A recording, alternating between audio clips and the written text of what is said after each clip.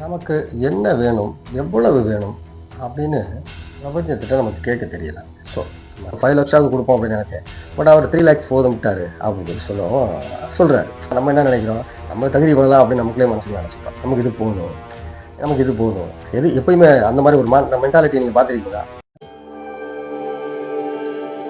நமக்கு என்ன வேணும்? எவ்வளவு வேணும்? அப்படின்னு பிரபஞ்சத்திட்ட நமக்கு கேட்க தெரியல. ஸோ, நம்ம அவங்ககிட்ட பேசுற மொழியே அதுதான். அப்ப நம்ம அவங்கள்ட்ட கனெக்ட் பண்றது எப்படி? பிரபஞ்சத்திட்ட யூனிவர்ஸோட கனெக்ட் பண்ணி கேட்கிற விதம்னு ஒண்ணு இருக்குது. ஸோ அது எப்படி கேட்கிறது அப்படின்றதே நமக்கு தெரியல. நமக்கு எவ்வளவு கேட்கணும்னு தெரியல. உதாரணத்துக்கு ஒரு பெரிய பணக்காரர், அதாவது ரிச் மேன் அப்படியே பிசினஸ் மேன் பயங்கரமான ஆளு, ஒரு அம்பானி அளவுக்கு வச்சுக்கலாம். அந்த மாரி ஒரு ஆளான ஆள். ஸோ அவர் என்ன பண்றாரு, அவர் வீட்ல ஒரு ஃபங்ஷனுக்கு ஒரு பார்ட்டி அரேஞ்ச் பண்றாரு. அந்த பார்ட்டியில மியூசிக் வாசிக்கிறதுக்கு போயிருக்காங்க ஒரு டீம். அந்த டீமோட லீடர் ஒருத்தர் இருக்காரு. அவரு இருக்காரு. மியூசிக் வாசிக்கிறாங்க. நல்ல ஒரு கச்சேரி நடக்குது.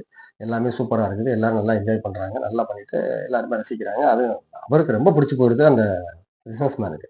ஆஹா! இவ்வளோ அற்புதமா நான் எதிர்பார்க்கல. ரொம்ப அருமையா வாசிச்சிருக்கீங்க. ரொம்ப நல்லா இருக்கு அப்படின்னு சொல்லிட்டு கச்சேரி முடியவும், வாங்க அப்படின்னு சொல்லிட்டு கூப்பிடுறாரு. கூப்பிட்டு கேட்கிறாரு. நீங்க சரி எவ்வளவு வேணும்? என்ன எவ்வளவு அப்படின்னு பேசுறாரு. நீங்க நல்லா பண்ணி குடுத்துருக்கீங்க. சூப்பரா பண்ணி குடுத்துருக்கீங்க. எவ்வளவு வேணும் அப்படின்னு. இத கேட்கவும் அவருக்கு சரி ஐயாட்ட எவ்வளோ கேட்போம் அப்படின்ட்டு ஒரே யோசனை. ஒரு 3,00,000 கேட்டுறலாம். வழக்கமா எப்பயும் கச்சேரிக்கு வாங்குறது ஒரு 2,00,000 வாங்குவோம். ஸோ இதுக்கு வேணா ஒரு ரூ. 1,00,000 சேர்த்து கேட்டுருவோம். 3,00,000 கேட்போம். அதுக்கு மேல கேட்டோம்னா ஒரு பாட்டுக்கு டென்ஷன் ஆயிட்டாரா வம்பு அப்படின்னு சொல்லிட்டு, ஆ சரி ஐயா ஒரு ரூ. 3,00,000 குடுங்க அப்படின்னோனே, சரி ஓகே ரூ. 3,00,000 ரைட் பரவால்ல. சரி ரைட் அப்படின்னு சொல்லி செக்க போட்டு கையில குடுத்து, இந்தாங்க 3,00,000 அப்படின்னு குடுத்து விட்டுறாரு. ஆ சொல்லி தான் குடுக்குறாரு. நீங்க வந்து ரொம்ப சூப்பரா பண்ணியிருக்கீங்க. அற்புதமா பண்ணியிருக்கீங்க. பரவால்ல அப்படின்னு சொல்லி குடுத்து விட்டுறாரு. அனுப்பிச்ச உடனே பக்கத்துல ஒரு நண்பர்ட்ட பேசிக்கிட்டு இருக்காரு. ஆ நான் நல்ல வேளை நான் அவருக்கு அதிகமா குடுக்கலாம்னு நெனச்சேன். பட் அவரே 3,00,000 தான் கேட்டாரு அப்படின்னு சொல்லிட்டு. ஸோ அத கேட்ட உடனே அப்போ அவரு என் ஃப்ரெண்ட் கேட்கிறாரு. எப்படி என்ன அதிகமா அப்படின்னா, இல்ல, இல்ல ரொம்ப அற்புதமா கச்சேரி பண்ணாருல்ல. ரொம்ப அருமையா பண்ணாரு. ஸோ நான் ஒரு 5,00,000 குடுப்போம் அப்படின்னு நெனச்சேன். பட் அவரு 3,00,000 போதும்ட்டாரு அப்படின்னு சொல்லி சொல்லவும் சொல்றாரு. இது சரி. இதுதான் நம்ம லைஃப்ல நடக்கிறது. இப்ப பிரபஞ்ச சக்தின்றது பார்த்தீங்கன்னா, நம்ம எவ்வளவு கேட்டாலும் குடுக்கக்கூடிய அவ்வளவுதான் இருக்குது. அது கேட்காமலே அள்ளி குடுக்கும். நம்ம எவ்வளவு கேட்கிறோமோ கேட்கணும். ஆனா நம்ம என்ன நெனைக்கிறோம்? நம்ம தகுதி இவ்வளவுதான் அப்படின்னு நமக்குள்ளே மனசுல நெனச்சுக்கிறோம். நமக்கு இது போதும்.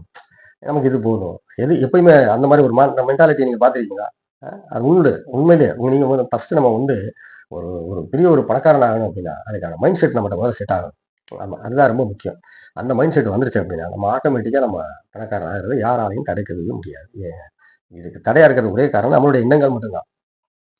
சரி இப்ப இந்த எண்ணங்கள சீர்படுத்தணும் ஃபர்ஸ்ட்டு. அதுக்கு என்ன பண்ணணும் அப்படின்னு கேட்டீங்கன்னா, ஃபர்ஸ்ட் நம்ம முதல்ல அன்பா மாறணும். அது எப்படி மாற முடியும்? எல்லா டைமும் அன்பா, பாசிட்டிவா இதெல்லாம் இருக்கிறது ரொம்ப ரொம்ப கஷ்டம். என்ன?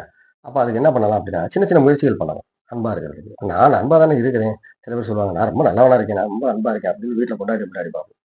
உலகத்துல என்னைய மாரி நல்லவனே கிடையாது. என்னைய மாரி நல்லவன், அன்பானவன் யாருமே கிடையாது. கூட வேலை பார்க்கிறவன போட்டு சத்தம் போட்டுருப்பாங்க. யார்ட்டயாச்சும் அது நல்லா தெரியும். இது எதார்த்தம். இதுதான் உண்மை. எல்லாருமே நல்லவங்கன்னு சொல்லிடவே முடியாது. எல்லாரும் நல்லவனாகன்னு ஆசைப்படுவாங்களே ஒழிய, நல்லவனா இருக்கணும்னு ஆசைப்படுவாங்க. ஆனா நல்லவனா இருக்க மாட்டோம். ஆமா. ஆனா உண்மையிலேயே நல்லவனா இருக்கணும். அது எப்படி முடியும் அப்படின்னா, ஒரு சின்ன சின்ன பயிற்சிகள் மூலமா முடியும். ஃபர்ஸ்ட்டு நான் என்ன சொல்றேன், ஆ தனியா ஒரு ரூம் அறை. அது கோயிலா இருக்கலாம். இல்ல உங்க வீட்லயே ஒரு தனி ரூம் இருக்கு அப்படின்னா தாராளமா.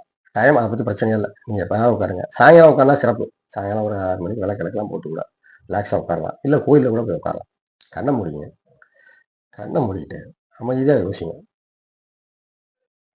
நீங்க யார் யாருக்கு என்னென்ன பண்ணியிருக்கீங்க? அதாவது அ யார கடுமையா பேசியிருக்கீங்க? யார்ட்ட நீங்க சண்டை போட்டுருக்கீங்க? யார்ட்ட நீங்க கோவமா இருக்கிறீங்க? அது உங்க அம்மாவா இருக்கலாம், இல்ல உங்க அப்பாவா இருக்கலாம், இல்ல உங்க மனைவியா இருக்கலாம், இல்ல உங்க காதலியா இருக்கலாம், உங்க பிள்ளைகளா இருக்கலாம், சகோதரிகளா இருக்கலாம், இல்ல உங்க கூட வேலை பார்க்கிறவங்களா இருக்கலாம். இப்ப நீங்க யோசிச்சு பார்த்தீங்க அப்படின்னா, யார் மேலயாவது நமக்கு கோவம் இருந்துகிட்டே இருக்கும். அது சில நேரங்கள்ல அம்மாவ திட்டி பேசியிருப்போம். சில நேரம் அப்பாவ திட்டி பேசியிருப்போம். ஸோ அத பூரா நீங்க என்ன பண்றீங்க, ரிவைண்ட் பண்ணிட்டு, ரொம்ப போட்டு அழுத்தாதீங்க. ரொம்ப "அம்மா சாரிம்மா, என்னைய மன்னிச்சுக்கோ. நீ எனக்காக எவ்வளவோ பண்ணியிருக்கிற. ஆனா நான் உனக்கு கஷ்டத்த மட்டும் தான் குடுத்துருக்கேன். இப்படி நான் பேசியிருக்க கூடாது. இப்படி நான் செஞ்சிருக்க கூடாது. உன் பேச்ச நான் கேட்கல. மன்னிச்சுக்கம்மா. இனி அப்படி நடக்காது." அப்படின்னு சொல்லிட்டு அம்மாட்ட மனப்பூர்வமா மன்னிப்பு கேளுங்க. அப்பாட்ட பேசுங்க. அப்படியே ஆழ் மனசுலயே பேசுங்க. "அப்பா சாரிப்பா. மன்னிச்சுக்கங்கப்பா. நீங்க எனக்கு எவ்வளவோ பண்ணியிருக்கீங்க. நான் உங்கள திருப்பி பண்ணல. நான் உங்கள வந்து பெருசா நான் மதிக்கல. மன்னிச்சுக்கங்கப்பா." அப்படின்னு சொல்லிட்டு அவங்ககிட்ட பேசுங்க. உங்க மனைவி கிட்ட மன்னிப்பு கேளுங்க. அ நம்மலாம் மனைவியெல்லாம் ஒரு பொருட்டாவே மதிக்கிறது கிடையாது. நெறைய வீடுகள்ல இந்த கம்ப்ளைண்ட் உண்டு.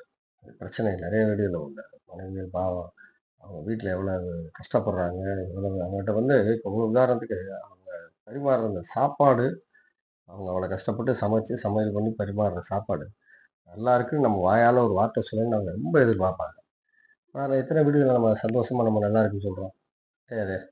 வெளிய போறோம் உழைச்சிட்டு வர்றோம்ன்றனால, நம்ம பாட்டுக்கு சாப்பிடுறோம், நம்ம பாட்டுக்கு கேட்டா மட்டும் அது சரியில்ல, இது சரியில்ல. நினைச்சத வைக்கலன்னு சொல்லி அவங்கட்ட எவ்வளோ கடுமையா நடந்துக்கிறோம்.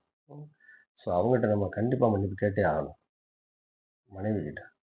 அவங்கள நம்ம ஒரு பொருட்டாவே மதிக்கிறதில்ல. ஸோ அவங்ககிட்ட மன்னிப்பு கேளுங்க. நம்ம வந்து நேரடியா கேட்கணும். பட் நம்ம நேரடியா கேட்க முடியாததுக்கு, அது ஆரம்ப கட்ட பயிற்சின்னே வச்சுக்கலாம். இப்ப நிறைய பேருக்கு இமேஜ் ஒரு மாரியா இருக்கும். நேரடியா போய் கேட்கிறது அப்படின்னு. நீங்க இந்த மாதிரி நீங்க கேட்க பழகிட்டீங்க அப்படின்னா, ஆட்டோமேட்டிக்கா நீங்க நேரடியாவே கேட்டுருவீங்க. அன்பு செலுத்த ஆரம்பிச்சுருவீங்க. நீங்க ஒண்ணும் பண்ண வேணாம் நீங்க. அப்படியே கண்ண மூடி உட்கார்ந்துகிட்டு, அந்த மனைவிட்ட நீங்க கடைசியா கடுமையா பேசின வார்த்தைகளுக்காகவும், நீங்க அதுக்கு இதா நடந்துக்கிட்டதுக்காகவும், ஒரு மனம் வருந்தி, "சாரிம்மா, மன்னிச்சுக்க. அவங்க சரியா புரிஞ்சுக்கல. நீ எனக்காக எவ்வளவோ கஷ்டப்படுற. எனக்காக நீ எவ்வளவு இது பண்ற. எனக்கு நீ நல்ல சப்போர்ட்டா இருக்கிற. பட் நான் அப்படி ஒண்ணு நினைக்கல. நீங்க அப்படி இருக்காது." அப்படின்னு சொல்லி உங்க மனசு வருந்தி நீங்க ஒரு மன்னிப்பு கேட்க ஆரம்பிங்க. நீங்க மன்னிப்பு கேட்க கேட்க அந்த அந்த பிரபஞ்சம் அழகா வேலை செய்ய ஆரம்பிச்சுரும். உங்க குழந்தைகிட்ட மன்னிப்பு கேளுங்க. கடைசியா நீங்க உங்க குழந்தைகளோட எப்ப சந்தோஷமா இருந்தீங்கன்னு நெனச்சு பாருங்க. வேலை, வேலை, வேலைன்றத விட, அத தவிர்த்து நம்ம பல சிந்தனைகள் இப்பலாம் செல்ல எடுத்து முழுங்கிடுறோம் அப்படியே செல்லுக்குள்ளேயே. பிள்ளைகிட்ட பேசுறது இல்ல, ஒரே வீட்டுக்குள்ள இருந்தாலுமே, ஆளாளுக்கு ஒரு பக்கம் பிரிஞ்சு இருக்கிற மாதிரி. ஸோ அந்த மாரி இருக்கக்கூடாது. ஸோ அந்த மாரிலாம் நீங்க பண்ணுங்க. அப்படியே அதுக்கப்புறம் அவங்க அன்பு எப்படி செலுத்துறாங்கன்றத மட்டும் பாருங்க. உறவுகள்ட்ட யார்ட்டயாவது உங்களுக்கு கோவம் வந்துச்சு அப்படின்னா, நீங்க யாரையாவது அவமானப்படுத்தியிருந்தா, மன்னிப்பு கேளுங்க. உங்களால அவங்க கஷ்டப்பட்டாங்கன்னு தெரியுது அப்படின்னா, தாராளமா நீங்க அந்த ஒவ்வொரு உறவுகள்ட்டயும் நீங்க மன்னிப்பு கேட்கலாம். ஒவ்வொருத்தட்டயா கேட்டுக்கிட்டே வந்தீங்க அப்படின்னா, உங்கள அறியாம உங்க கண்ல தண்ணி வர ஆரம்பிச்சுரும். நீங்களே அப்படியே அழுக ஆரம்பிச்சுருவீங்க. ஏன்னா உங்கள அறியாமலே அது வந்துரும். அ நம்ம இவ்வளோ கஷ்டப்படுத்தியிருக்கோமா? நம்ம இவ்வளோ துன்பப்படுத்தியிருக்கோமா? அப்படின்னு நம்மள நாமளே கேட்டுக்கிட்டு, ஒவ்வொன்னையும் நம்ம யோசிச்சு பார்த்து நம்ம அத செய்யும்போது, அப்படியே நம்ம மனசுல உள்ள இது பூரா கரைய ஆரம்பிச்சுரும். நீங்க அப்படியே ஒரு நிமிஷம் அம்மா, அப்பா எல்லார்ட்டயுமே மன்னிப்பு கேட்டுருங்க. உங்கள்ட்ட யார்ட்டயும் நீங்க தப்பா நடந்து ஒரு மிஸ்பிஹேவியர் அதாவது கோவப்பட்டது யார் உங்க கூட வேலை பார்த்தவரா இருக்கட்டும்.